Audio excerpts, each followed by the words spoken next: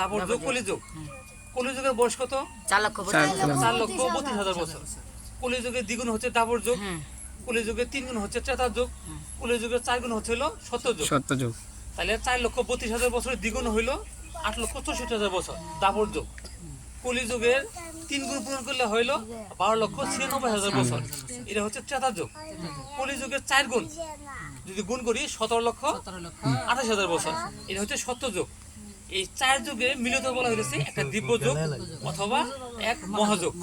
সময়কাল হলো 43,20,000 বছর। ঠিক আছে, এই 4 যুগ একটা মহাযুগের সময়কাল হলো 43,20,000 বছর। এরকম সত্যতা দাপর বলি ঘুরতে থাকে। এরকম একটা মহাযুগ শেষ হয়ে গেল, আবার শুরু হয়ে গেল, এইভাবে 71 বার ঘুরবে। 71 বার ঘুরলে সেটা হলো একটা মন্বন্তর, মানে একটা মনু সময়কাল। একটা রাজা আমাদের দেশের প্রধানমন্ত্রী সময়কাল হলো 5 বছর, তাই না? এরকম একটা মনু সময়কাল হচ্ছে 71টা মহাযুগ। আর 71টা মহাযুগ মানে এই যে সত্যতা দাপরগুলি এভাবে 71 বার ঘুরবে। 71 বার ঘুরলে কি হয়? একটা মন্বন্তর হইলো। এরকম 14টা হচ্ছে মনু আছে। 14টা যদি মনু থাকে তাহলে 14টা মন্বন্তর হইলো। এর মানে কি হইলো? একটা মন্বন্তরে যদি 71 বার দিব্যযুগ হয় তাহলে 14টা মন্বন্তর, তাহলে 71 গুণ 14 71 গুণ মানে 43,20,000 বছর। একটা মহাযুগ কত? 43,20,000 বছর। 43,20,000 বছর কিন্তু হইলো 71 কিন্তু হইলো 14 করে, তাহলে কত হইলো? একটা কল্প হইলো। এটা ব্রহ্মার দিনরূপ কল্প।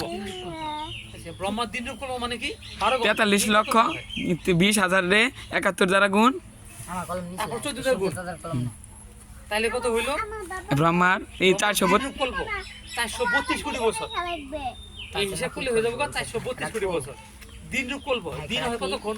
12 ঘন্টা। আবার রাত্রিও আছে, রাত্রি হচ্ছে 12 ঘন্টা। তাহলে দিনে যদি 432 কোটি হয় তাহলে রাত্রি আছে 432 কোটি। সীমান্ত দিনে যদি 432 কোটি বছর হয় রাত্রি আছে 432 কোটি বছর, তাহলে দুটো যোগফল কত হলো? 8,64,000 বছর। কত? 864 কোটি বছর। 864 কোটি বছর। এটা হলো ব্রহ্মার 24 ঘন্টা। 24 দিন রাত্রি মিলে, ঠিক আছে, একদিন মিলে, ঠিক আছে, তাহলে হলো 24 ঘন্টায় কত হইলো?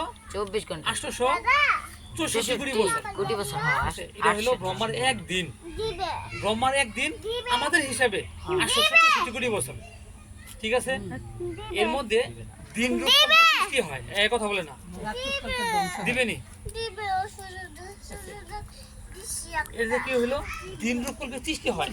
যেমন আমরা দিনে কি করি? দিনে আমরা সব কাজকর্ম করি, রাত্রে আমরা ঘুমাই, তাই না? সেরকম দিন রূপ কল্পে সব সৃষ্টি হইতেছে, আর রাত্রির কল্পে সবকিছু ধ্বংস কথা বলে না। তোমাকে নিয়ে আসবো না তাহলে কথা বলে। তাহলে দিনে কি হলো? সৃষ্টি হলো, রাত্রে ধ্বংস হলো। ব্রহ্মার পরমেয় কত? 100 বছর। 100 বছর। তাহলে ব্রহ্মার একদিন যদি হয় 864 কোটি বছর, ঠিক আছে, এর সাথে যদি আমি 30 দিয়ে গুণ দেই তাহলে কি হবে? এক মাস। এর সাথে যদি আমি 12 দিয়ে গুণ দেই তাহলে কি হবে? এক বছর। এর সাথে যদি 100 দিয়ে গুণ দেই তাহলে কি হবে? 100 বছর। তাহলে টোটাল যোগফল কত আসবে? কত দিন টোটাল কত? আমাদের কত দিন? 3,11,00,000 বছর। বুঝা গেছে? 4 আছে আবার 40 লক্ষ। আমি তো একটু সহজ করে বললাম। 3,11,00,000 কোটি বছর। 11,40,000 কোটি বছর। আচ্ছা 30 কোন থেকে আসলো? 30 বাদ দেই নাই, এত বিশাল সংখ্যা আগে না রে 30 থেকে বুঝিনি। 3 কোটি কোন 30 বুঝলি? এই যে এখানে 30 মাস, এটা 30 দিন। ও ওটা 30 দিন, ওটা দিনের হিসাব করে আর কি। আর এটা বছরে 3,11,00,000 কোটি বছর। ওর সাথে খেলে না। এটা 3,11,00,000। তারপর তো মেলা আছে একক দশক কত শতক দেখি, হাজার কত অযুত বিস্তারে লক্ষ নিযুত কোটি একক দশক শতক হাজার অযুত লক্ষ নিযুত কোটি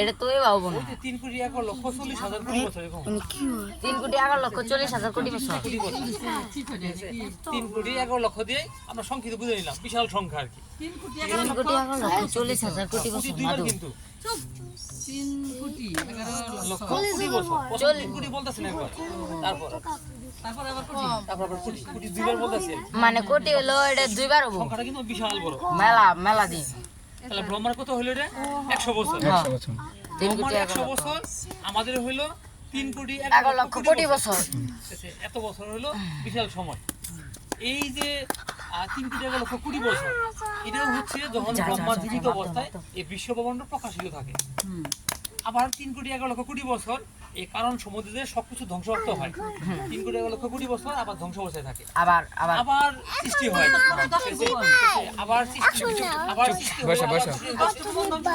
হ্যাঁ, এটা তো খণ্ড ধ্বংস ঠিক আছে? এটা তো মহাবলয় বলে না ওটাকে বলে মহাবলয় ব্রহ্মার 100 বছর এটা হবে মহাবলয় হ্যাঁ। আর যেটা খণ্ড বলয় সেটা হলো এটা 432 কোটি বছর 432 কোটি বছর সৃষ্টি অবস্থায় থাকবে এই পৃথিবী আর 432 কোটি বছর ধ্বংস অবস্থায় থাকবে ঠিক আছে? এইভাবে হলো সময়কাল সবাই ক্লিয়ার এই সময়ের মধ্যে কার সমস্যা আছে এই সমস্যা নাই না এইটুকু সমস্যা নাই আজকে ভালোভাবে বুঝছি এখন ক্লিয়ার আর এই বিশ্ববর্ণ সম্বন্ধে কি বলছিলাম বিশ্ববর্ণ হইলো দুইটা জগৎ চিন্ময় জগৎ জড় জগৎ চিন্ময় জগতের আমরা কথা বলতেছি না জড় জগতের হিসাবটা আমরা করতেছিলাম চিন্ময় জগৎ থেকে চিন্ময় জল জড় জগতের মানে চিন্ময় জগতের নিচে সেখানে মাঝামাঝি এসে অবস্থান করলো মাঝামাঝি এসে অবস্থান করে পরে শুন সেই চিন্ময় জলে বিষ্ণু অবস্থান করলেন মহাবিষ্ণু রূপে ঠিক আছে? মহাবিষ্ণু রূপে এসে তিনি এই চিন্ময় জলে যেটা কারণ সমুদ্র বলতেছি আমরা সেখানে এসে অবস্থান করলেন সেখানে তার লুমকুমে বহু বুদবুদ সৃষ্টি হলো জলের ভিতরে যখন প্রবেশ করলেন বহু বুদবুদ সৃষ্টি হলেন সেই বুদবুদগুলো কি হলো আস্তে আস্তে ভাসমান হইতে হইতে উপর দিকে এসে কেন্দ্রভূত হলো এবং সেই প্রতিটা বুদবুদের ভিতরে গর্ভতে সেই বিষ্ণুরূপে প্রবেশ করলেন কারণ ভগবান যেখানে না থাকেন না সবকিছু নিষ্ক্রিয় হয়ে যান তার কোনো প্রাণ থাকে না অকিছু হয়ে যান জড় পদার্থ হয়ে যায় তাই ভগবান হলো কি করলো সে প্রতিটা বুদবুদের ভিতরে প্রবেশ করলেন তখন বুদবুদগুলো সক্রিয় হয়ে গেল সক্রিয় হয়ে গেলে সেই বুদবুদগুলো আস্তে আস্তে উপর দিকে উঠলো যেমন জলের ভিতরে বুদবুদ থাকলে আস্তে আস্তে উপর দিকে ওঠে না এরকম আস্তে আস্তে বুদবুদগুলো উপর দিকে উঠে গেল উপর দিকে উঠে কি হলো এক জায়গায় সে কেন্দ্রভূত হলো সেখানে মহাবিষ্ণু যখন নিঃশ্বাস ত্যাগ করলেন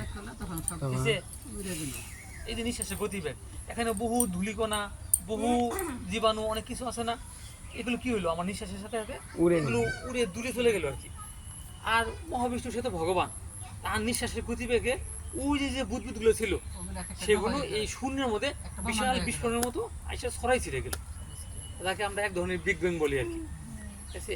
এই যে বুদবুদগুলা যে যার ইচ্ছা মতো করে বিভিন্ন জায়গায় ঘুরতেছে যে যার মতো আস্তে আস্তে দূরে ছড়াই ছিঁড়ে গেছে এখনো যাইতেছে ঠিক আছে একটা বল যদি উপর দিকে ঢেল দেয় তার যেটুকু ক্ষমতা আছে সে উপর দিকে ওঠে ওঠার পরে কি হয় কিছুক্ষণ স্থির হয় হ্যাঁ আমি উপর দিকে একটা বল ঢেল দিলাম না আমি এখান থেকে একটা বল উপর দিকে ঢেল দিলাম বলটা কি হবে আমার যেটুকু শক্তি ছিল ওই পর্যন্ত উপরে উঠবে ওঠার পরে কি হবে কিছুক্ষণ স্থির হবে আবার নিচে দিকে নেমে পড়বে এই তো প্রক্রিয়া ঠিক এরকম মহাবিশ্ব যখন নিঃশ্বাস ত্যাগ করে এই যে বিশ্ব ব্রহ্মাণ্ডগুলো সৃষ্টি হয়ে গেলেন মহাশূন্যে ছড়াই ছিঁড়ে গেলেন আবার কি যাওয়ার পরে যেটুকু গতিবেগ ছিল যাওয়ার পরে কিছুক্ষণ স্থির হলেন আবার যখন নিঃশ্বাস গ্রহণ করলেন এই বিশ্ব ব্রহ্মাণ্ডগুলা আবার এসে কি হলো সে কারণ সমুদ্রে এসে ভেঙে চলে এসে পড়ে গেলেন সব ঠিক আছে? এই যে সময়কাল এই যে বিশ্ব ব্রহ্মাণ্ড সৃষ্টি হলেন সেটা হলো ব্রহ্মার 100 বছর 3 কোটি 11 লক্ষ কোটি বছর আবার এসে ধ্বংসপ্রাপ্ত হয়ে গেলেন এই ধ্বংসপ্রাপ্ত অবস্থায় 3 কোটি 11 লক্ষ কোটি বছর রইলেন আবার নিঃশ্বাস ত্যাগ করলেন আবার তখন সৃষ্টি হলেন এইভাবে আমরা সারাদিনে কয়বার নিঃশ্বাস নেই অসংখ্য অগণিত অসংখ্য নাই এটার হিসাব আছে 21,000 না 24,000 বার ঠিক আছে আমরা হইলো সারাদিন নিঃশ্বাস নিতেছি ভগবানও মনে করলাম যে 21,000 নিঃশ্বাস নেই তাহলে ভগবানের একটা নিঃশ্বাস ত্যাগ করতে কত সময় লাগে 4 লক্ষ একটা নিঃশ্বাস ত্যাগ করতে 3 কোটি 11 লক্ষ কোটি বছর আমরা যে নিঃশ্বাস ত্যাগ করি কত সময় লাগে? 3 কোটি আমরা 1 সেকেন্ড না 1 সেকেন্ডের কম কম 1 সেকেন্ডই কম না, 1 সেকেন্ডই ধরলাম। আমরা নিঃশ্বাস ত্যাগ করতে আমাদের 1 সেকেন্ড সময় লাগে।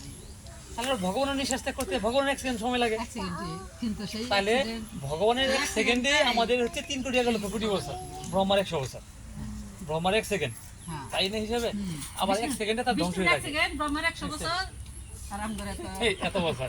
তাহলে তার 1 সেকেন্ড আর এই 1 সেকেন্ডের মধ্যে আমরা কি করতেছি? আমাদের হিসাব ছাড়া এই কতবার এই 3 কোটি 11 লক্ষ কোটি বছরের মধ্যে কত অসংখ্যবার আমরা জন্মগ্রহণ করতেছি, অসংখ্যবার মরতেছি, তার হিসাব নিকাশ নাই, কোটি কোটি বছরের হিসাবে জায়গায়, কিন্তু সেটা ভগবানের কাছে 1 সেকেন্ড। বুঝে গেছে? মজার বিষয় না? ভাবলে বলো কিন্তু একটা মজার বিষয়। একটা এমন একটা সার্কেলের মধ্যে আমরা রয়ে গেছি আমরা। তাহলে আমরা যদি সারা দিনে 24,000 বা 21,000 নিঃশ্বাস ত্যাগ করি, ত্যাগ বা গ্রহণ করি, দুটো মিলে করি, তাহলে ভগবানের যদি একদিনে হিসাব করি যে 21,000 বার নিঃশ্বাস ত্যাগ গ্রহণ করেন, তাহলে ভগবানের একদিনে নাহলে যারা 21,000 বার বিশ্ব মশা ধ্বংস হইতেছে। তাহলে যারা মশা হয় নাহলে তো তারা কম দিনই বাঁচে, নাহলে তা হইতো পারে। ওদের কাছে 100 বছর, আমাদের কাছে ওরা 8 দিন, কিন্তু ওর কাছে ওটা 100 বছর। একটা বাঘের 10 বছর বাজে, বাঘের কাছে ওটা 100 বছর। হ্যাঁ অত বছর অত কিছু। ব্রহ্মাও তো 100 বছর অনেক দিন মনে করে, কিন্তু ব্রহ্মার 100 বছর আমাদের তো একদিন না। আমাদের তো কত হিসাব আমাদের, বুঝা গেছে? একটা হিসাব, একটা অঙ্কের মতো। নাহলে ওই যে যখন মশা যখন মরে তখন হলো এই যে হয় না, আসলেই তো মশা ভূতপ্রেত হোক, মানুষ ছাড়া অন্য কোনো পশু পাখিদের কোনো হিসাব নাই। এরা মরবো আবার মশা হয়ে জন্মগ্রহণ করবো। ওদের জীবনটাই কষ্টের জীবন। আমাদের হচ্ছে মানব জীবন হচ্ছে কর্মময় জীবন, কর্মফল আমাদের ভোগ করতে হবে। ওরা ঊর্ধ্বগতি হবে না, ওরা ঊর্ধ্বগতি হবে। ওরা আবার মানুষ হতে পারবো না। মানুষ মানুষ ঊর্ধ্বগতি হতে পারে, অধোগতি হতে পারে, কিন্তু পশু পাখি কীটপতঙ্গ যারা আছে সবাই ঊর্ধ্বমুখী। ঠিক আছে? একটা মশা মরার পরে দেখলো একটা মাছি হইলো, মাছি মরার পর দেখলো একটা ডাইস হইলো, ডাইস হওয়ার পরে একটা ছোট পাখি হইলো, তারপরে বড় পাখি হইলো, আস্তে আস্তে কিন্তু ডেভেলপ হইতেছে। আস্তে আস্তে পশু হইলো, পশু হইতে আস্তে আস্তে সে গাভী হইলো, সিংহ হইলো বা বানর হইলো, তারপরে এক সময় সে মানুষ হইলো, নিম্ন স্তরের মানুষ হইলো, তাদের আচার আচরণ বিচার বুদ্ধি কম। ঠিক আছে? ওই যে বললো যে ভগবানের নাম নিলে ভগবানের নাম নেওয়া কিনলে গিয়া সাধু হয়ে গেছে গা, ওই ধরনের মানুষ থাকবে। আরো যখন ডেভেলপ হবে, তার আটটু ভালো হবে, তখন নিজেই কবো যে ওরা নেই না কে, এতদিন ও কইতো যে মাইসে নেই কে। ঠিক আছে? যখন আবার ও যখন ডেভেলপ হবে, ওর যখন ভক্ত হবে, তোর ওই কবো মাইসে নেই না কে। বোঝা গেছে না? বিষয়টা এইভাবে চাকরি করে তখন ঘুরতে থাকবে আর কি। আমরা সময়ের হিসাবে বুঝছি কার সমস্যা আছে, কার সমস্যা আছে, মানে ধরলে পারবা না কারা কারা, এটা মুখস্থ থাকতে হবে। সময় হিসাবে অঙ্কের মতো, অঙ্কের মতো একটা জিনিস মনে রাখলে সবগুলো তখন মুখস্থ হয়ে যায়। এই বিশ্ববর্ণ সৃষ্টিটাও এরকম সার্কেল, এটা মুখস্থের মতো, মানে সিস্টেমের মতো, একটা সিস্টেমের মতো রাখলে বলেই মনে থাকবে। ঠিক আছে? খণ্ড বলে কতদিন পর পর হয়? খণ্ডপ্রলয় 4 লক্ষ 4 লক্ষ লক্ষ বছর পর। খণ্ডপ্রলয় রে তো 4 কোটি 432 কোটি বছর পর পর খণ্ডপ্রলয় খণ্ডপ্রলয় হয়। খণ্ডপ্রলয় একটা ব্রহ্মাণ্ডে কয়টা গ্রহলোক থাকে? 14টি। খণ্ডপ্রলয়ে কটা ধ্বংস হতে হয়? 10টা। কোন 10টা? নিচে নপুরে, নিচে 10টা। উপরে বাকি 4টা কি কি?